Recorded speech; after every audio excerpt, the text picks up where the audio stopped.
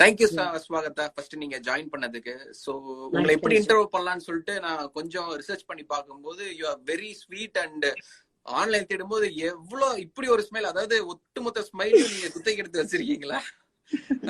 எவ்வளவு சிரிப்பு. நிறைய பாசிட்டிவிட்டி ஸ்ப்ரெட் பண்ணிருக்கீங்க. Thank you so much. இந்த லாக்டவுன்ல நான் உங்க போஸ்டர்ஸ் உங்க இதெல்லாம் பார்க்கும்போது ஒரு பயங்கரமான ஒரு ஃபிட்னஸ் ஃப்ரீக்கா இருக்கிறீங்க. பிளஸ் வந்து யூ ஆர் மெயின்டைனிங். ஸோ நீங்க ஒரு உங்களுடைய ஸ்கின் க்ளோ ஆகுறதுக்கு ஏதாச்சும் ஒரு ஃபியூ டிப்ஸ் சொன்னீங்கன்னா நம்ம யூசர்ஸ்க்கு ரொம்ப ஹெல்ப்ஃபுல்லா இருக்கும். ஒன்னும் இல்ல, நானே ரொம்ப பேடா ஸ்கின்னை மெயின்டைன் பண்ண பொண்ணுதான். கொஞ்சம் திருந்தி அடிபட்டு கொஞ்சம் ஸ்கின்னை கேர் பண்ணணும் தான் ஸ்டார்ட் பண்ணுது. பட் ஃபுட்டு தான் எல்லாமே. பேசிக்கா நிறைய பொமக்ரனேட் சாப்பிடணும். பிளஸ் வீட்ல டெய்லி ஹோம் ஒர்க் அவுட் பண்ணுவேன். எனக்கு ரொம்ப பிடிக்கும். சும்மா உட்காந்துட்டே இருக்க எனக்கு பிடிக்காது. வேலை இல்லைன்னா எக்ஸசைஸ் பண்ணுவேன். So that's very it's my routine. பேசிக்கா சிங்கிங்னும் போது நீங்க வந்து இந்த ஹார்ட் ராக் மாதிரி இந்த புஜ்ஜி மாதிரி சாங் ப்ரிஃபர் பண்ணுவீங்களா இல்ல லைக் மெலோடிஸா நீங்க ப்ரிஃபர் பண்ணுவீங்களா? அப்படிலாம் இல்ல. ப்ரிஃபர் என்னத்த, any opportunity is a great opportunity. So அதெல்லாம் பண்ண முடியாது. நான் வெர்சடைலா I have expanded my genre.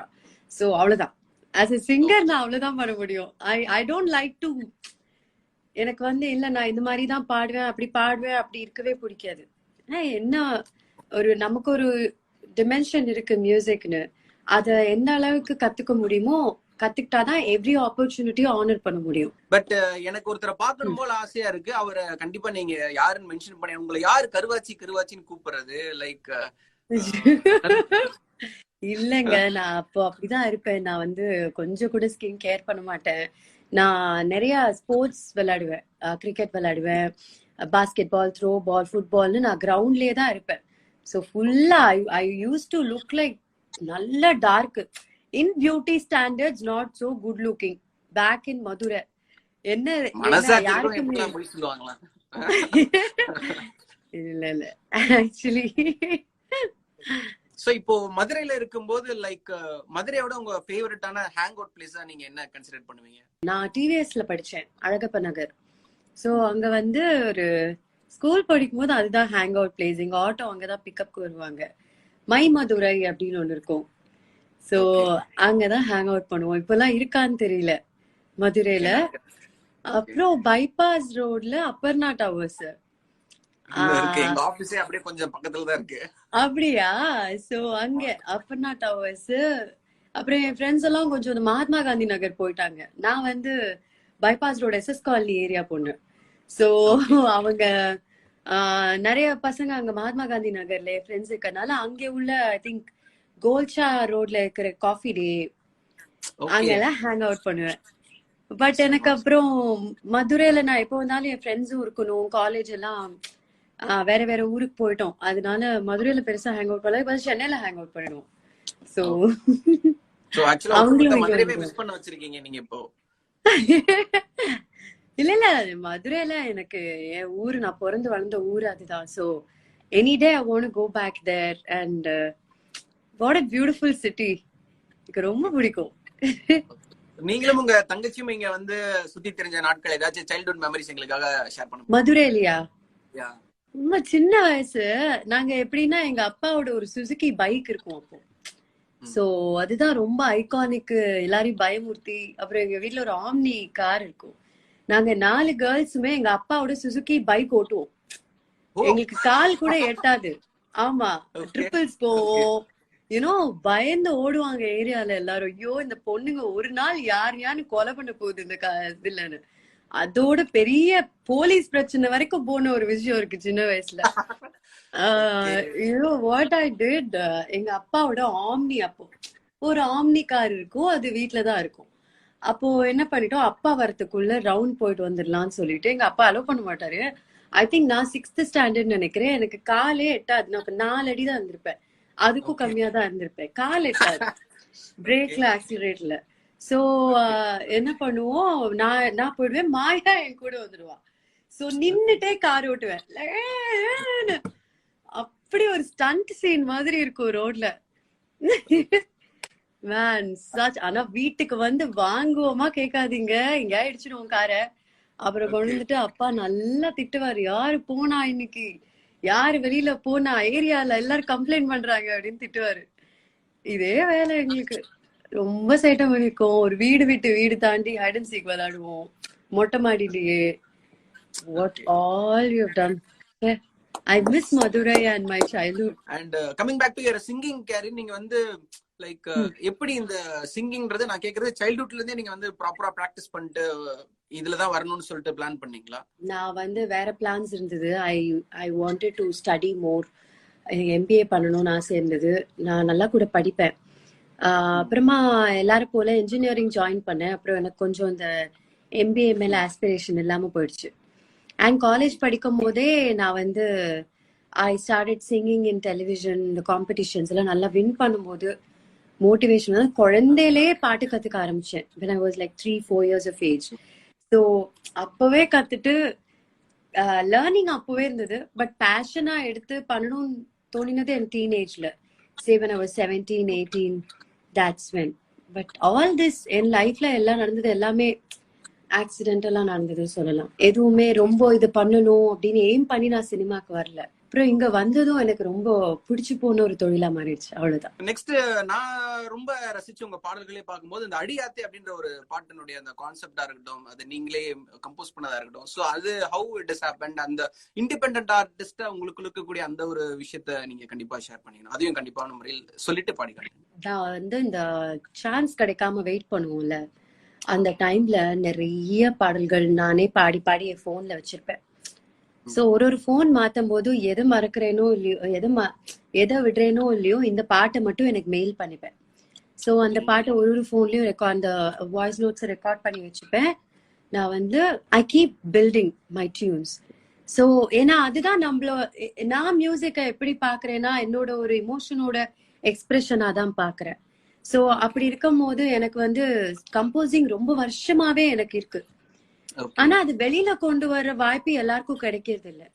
அந்த அடியாத்தை பாட்டு நானே ப்ரொடியூஸ் பண்ணி நானே கம்போஸ் பண்ணி அந்த மாதிரி பண்ண பாட்டு. சோ இப்ப இண்டிபெண்டன்ஸ் சீனுக்கு ஒரு பெரிய ஒரு இண்டஸ்ட்ரியே ஓபன் ஆயிருக்கு நம்ம தமிழ்ல, which is very very good to know. But அடியாத்தைங்கிறது எனக்கு ரொம்ப ரொம்ப ஸ்பெஷல். ஏன்னா அது என்னோட முத நான் கம்போஸ் பண்ணி வெளியில வந்து ஒரு original song. So I am hoping that the indie scene opens bigger. So எங்களோட நிறைய பாடல்கள் வெளியில வர ஒரு ஆப்பர்ச்சுனிட்டி கிடைக்கும்னு நினைக்கிறேன். பட் எனக்கு தெரிஞ்சு இந்த பாட்டை வந்து செலிபிரிட்டிஸ்ல அவங்க ஓன் பாட்டு எடுத்து நிறைய வந்து ஷேர் பண்ணி கொடுத்திருந்தாங்க. சோ கௌதம் மேனன் டு நிறைய பேர். So how that happened, so அதை பத்தி it's not to happen. They are my well wishers and நாங்க எதுவுமே பண்ணல, PR பண்ணல, எதுவுமே பண்ணல. just out of great ஒரு support to an upcoming friend, they all did it. Hugely indebted to them. நாங்க எதுவும் பிஆரே பண்ணல அந்த பாட்டுக்கு. இட் ஜஸ்ட் பட் ஒரு பெரிய ஒரு ரீச் கொடுத்துச்சு உங்களுக்கு. ஆக்சுவலா நீங்க சொல்லிருந்தீங்க வாய்ப்பு தேடிட்டு இருக்கக்கூடிய ஒரு பொண்ணுன்னு சொல்லிட்டு, பட் பெரிய ரீச் அது கொடுத்துச்சு. So we are looking forward to see more success on your film songs. இப்போ கூட நாங்க உங்க பாட்டை ஒரு நாளைக்கு ஒரு 2 தடவை அட்லீஸ்ட் ரேடியோல சொல்லிடுறோம். அப்படியா?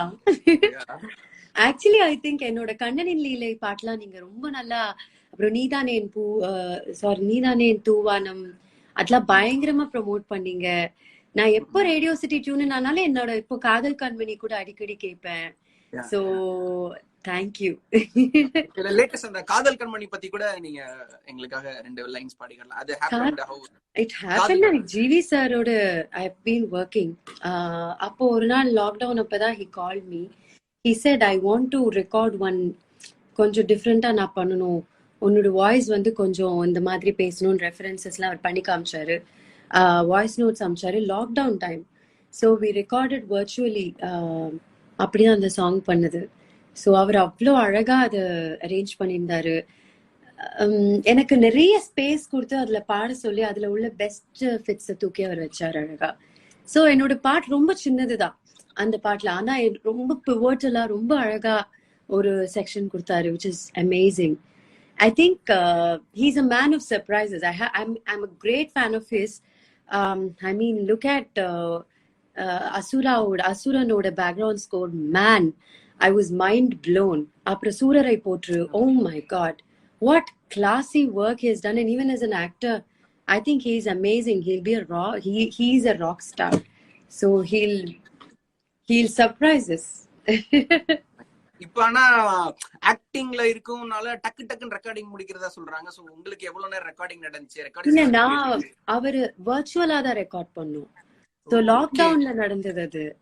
So okay. I used to do something and I used to mail it to him. So he listened to it but otherwise recording with him is very easy actually. It's very very easy na இப்படி பயமா இருக்காது. நல்லா இருக்கும். ஒரு இன்ட்ரெஸ்டிங்கா இருக்கும் அவரோட recordings.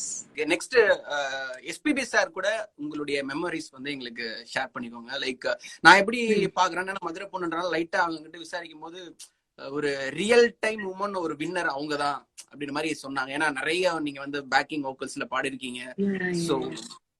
So ஒரு நிறைய ஒரு சாதா பொண்ணு மதுரையில இருந்து, எங்க வீட்டுல யாருமே சினிமால கிடையாது, வேற டோட்டலி டிஃப்ரெண்ட் பிசினஸ் லைனு. அப்படி இருக்கும் போது நானுமே ஒரு பிசினஸ் உமன் தான். நானுமே ஒரு entrepreneur, very young. I started my company when I was 20. Wanted to do music no matter what. ஏதாவது சாதிச்சணும்னு நினைச்சேன். அதுக்கு அப்ப எனக்கு தெரிஞ்ச வழி கோரஸ் பாடுறது, அது மாதிரி எல்லாம் பாடினா எங்கேயாவது எப்பயாவது ஒரு ரெக்கக்னிஷன் கிடைக்கும்னு நான் பாடினேன். பட் இது எல்லாத்துக்குமே பிள்ளையார் சுழி போட்டது எஸ்பிபி சார் தான். உண்மையா நான் எல்லா இன்டர்வியூலயும் சொல்லியிருக்கேன், எஸ்பிபி ஷோல பாடின சிங்கர்னு தான் எனக்கு நிறைய வாய்ப்பு கிடைச்சிருக்கு பாடுறதுக்கு. அதனால கிடைச்ச ஏதோ ஒரு ஃபேம் மூலமா தான் படம் கூட பண்ணிருக்கேன்.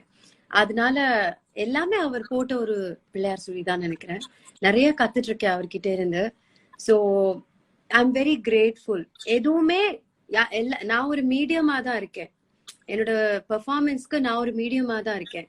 அதனால எனக்கு வழி காமிச்ச என்னோட குருஸ், என் மென்டார்ஸ், அந்த கடவுள் எல்லாருமே தான் இந்த ஜேர்னிக்கு காரணம். So we can never take complete credit is what I mean. So என்னோட இந்த journey, that's how it is supposed to be. அப்படிதான் என்ன கூட்டிட்டு போறாங்க. ஸ்ட்ரகிள் ஸ்டோரிலாம் இல்ல எனக்கு. ஆக்சுவலி நான் வந்து எதை பண்ணினாலும் நல்லாவே அமைஞ்சிருக்கு. I have been going through a lot of things being a single woman, trying to work hard and get into cinema. But grateful-ஆ இருக்க வேண்டிய விஷயம் தானே ஒழிய பெருமைப்பட வேண்டிய விஷயம் இல்லை என்னை பொறுத்த வரைக்கும். So I'm glad. One thing I want is, நம்ம மதுரையில உள்ள பெண்கள் நிறைய பேர் அவ்வளோ டேலண்டடா இருப்பாங்க. அவங்களுக்கெல்லாம் நான் ஒரு தடவை ஒழுங்கா இங்க பெர்ஃபார்ம் பண்ணிட்டான்னா அவங்களுக்கும் ஒரு தைரியம் வரும். ஸோ சென்னை வரைக்கும் வந்து ஏதாவது சக்சீட் பண்ணருக்கு, அதுக்கு வேணா ஒரு இன்ஸ்ட்ருமெண்டா இருந்தா நான் ஹாப்பி. மற்றபடி நான் இப்போதான் ஏதோ கொஞ்சம் ஒரு பேபி ஸ்டெப் எடுத்து வச்சிருக்கேன். இன்னும் நிறைய சாதிச்சு அந்த மாதிரி ஒரு லெவலுக்கு வரணும், அவ்வளவு. அது எல்லாத்துக்குமே காரணம் எஸ்பிபி சார் தான். அது அவர் எனக்கு கொடுத்த வாய்ப்பு இல்லைன்னா எதுவுமே இல்ல. சிம்பிள். இப்பவே உங்களுக்கு ஒரு ரசிகர் மன்றம் ஆரம்பிக்கணும் போல இருக்கு.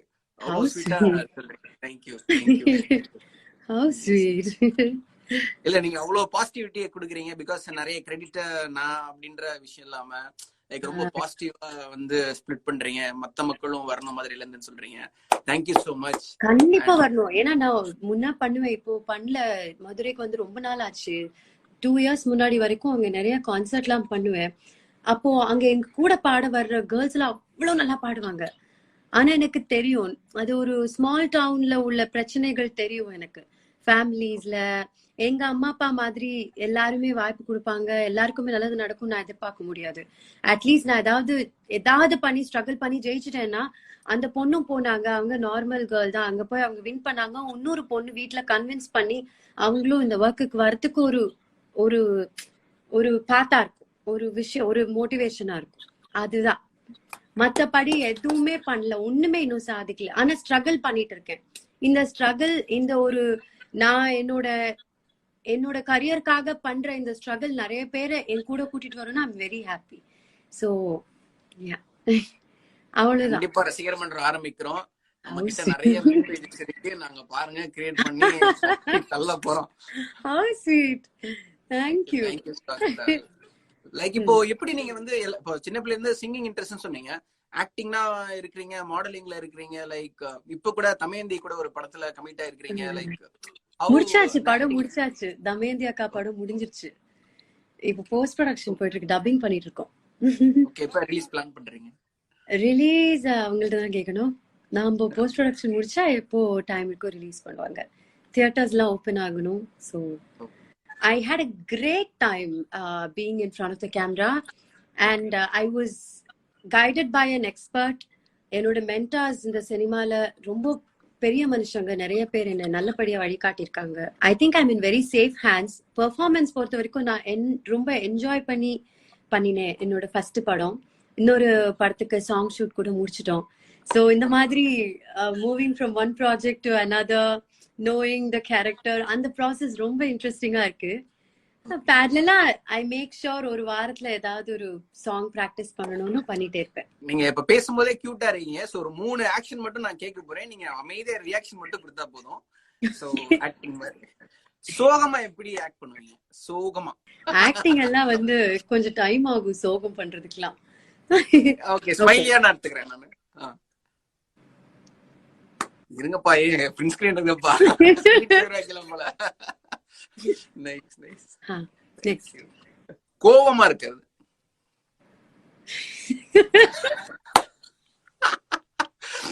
ஓகே. பரிதாபம் ஒரு முகம். பரிதாபம் ஒரு முகம். நார்மலாவே அப்படித்தான் இருக்கீங்கன்னு நினைக்கிறேன். ரொம்ப பரிதாபமா இருக்கீங்க. இல்ல, நிறைய உங்க ஃபாலோவர்ஸ் வந்து thank you Swagatha. Super Jackson, very very sweet of you. Thank you once again. It was an amazing interview. நீங்க ஜாயின் பண்ணதுக்கு always we are expecting more songs and everything. நீங்க என்ன பண்ணாலும் அது வந்து ஹிட் ஆகணும். இண்டிபெண்டன்ட் ஆர்டிஸ்டுக்காகவும் நாங்க சாங்ஸ் வச்சிருக்கோம். நீங்க எப்ப இண்டிபெண்டன்ட் ஆர்டிஸ்ட் நீங்க எங்ககிட்ட வந்து சொல்ல வேணா, நாங்க கூவி உங்களை வந்து சொல்லிட்டே இருக்கோம் ரேடியோல. we'll make sure that every people remember you always.